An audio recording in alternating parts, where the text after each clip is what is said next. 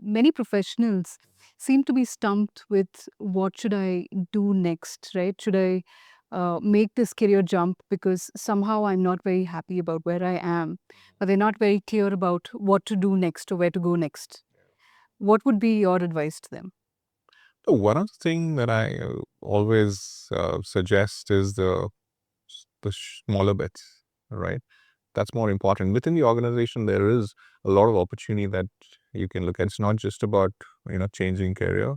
That's not the only aspect of it, because it talks volume in terms of how you have navigated the challenges within the organization. Even if it's a smaller, mid, larger, it has its own way in terms of to navigate things, right? So you need to take the smaller bets to see if I can get into another function. I always go with that T model, where it's not just the top hierarchy, right? One, two, three, four. You're just not looking at becoming an analyst to a VP in just one research angle. If it's a research vertical, you need to also get into the mid level, and then move into the and maybe an HR domain, or if it's into IT side of it, which you've not even learned, right? So those smaller bet go a long way, right? These are the people ultimately become the successful leaders over a period of time, because they've touched upon all angle, right? It's more like an entrepreneur, right? Why is that making a lot of difference? There's one of the company that I was talking to, um, that they are hiring a lot of failed entrepreneurs, right? This is one of the posts also that I had put up in LinkedIn, um, where they only hire failed entrepreneurs, right?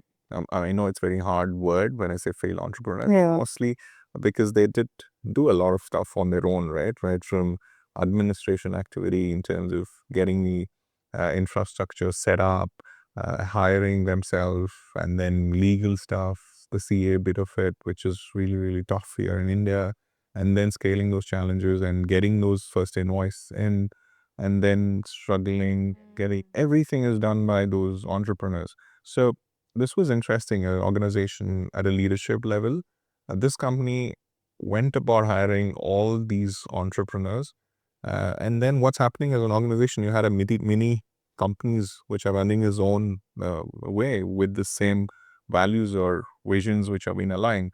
Fantastic concept. Yeah, So totally. I don't think there's any such thing as a failed yeah, entrepreneur on that note, because it's who you become along the way, yeah, right? And yeah, just to add a little bit more to that from a career design perspective, and when you're talking about small bets versus big career moves, the one thing that I always offer as a lens to look through this conundrum is, everything does not have to be one grand move, from industry to industry or something like that. If when you're feeling stuck, what helps is to again just take a pause and understand, just do an audit of how are you feeling with different parts of your job, right? Because getting something done involves so many steps, and let's say 1 to 100, it may be about 20% that is giving you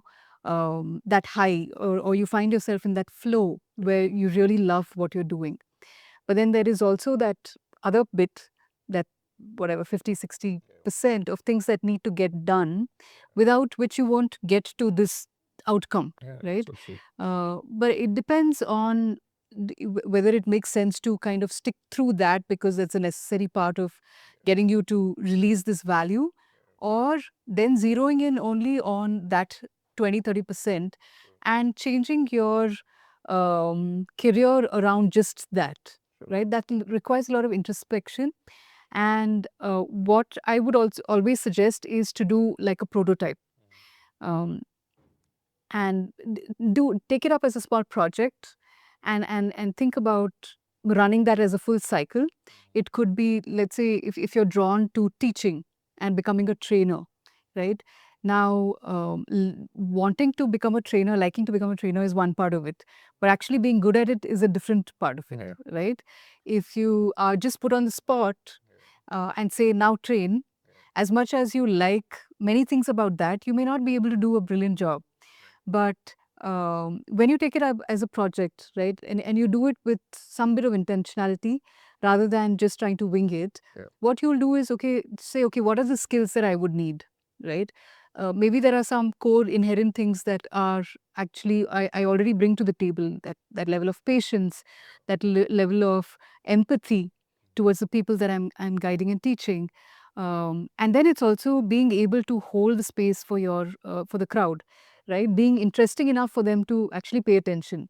Otherwise, you might think you're teaching them and they might be going to sleep, right? So that's a learnable skill, though, right? So that's what comes into play with prototyping. What is drawing you? Do it for a small project. See how you feel around all of that. Which bits you're liking, which bits you're not. Right? Doing something versus building a business out of it is completely different, right? But doing that is also important because you can't outsource everything from the start, or you might land yourself in not a very good place because other people are taking you for a ride in those aspects. True. So what you're trying to say is the smaller bets, what you take, would lead you to the larger Yes. sums of life, Yes. right? So it's so important, right? How do we, put those small Yeah. bricks in right places and then build those story for you?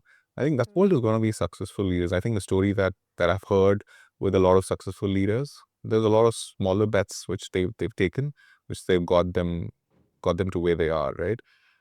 There's always a misconception or a misunderstanding. There's always a misunderstanding. It's like I keep jumping into another company every 1 year and then there's going to be a success.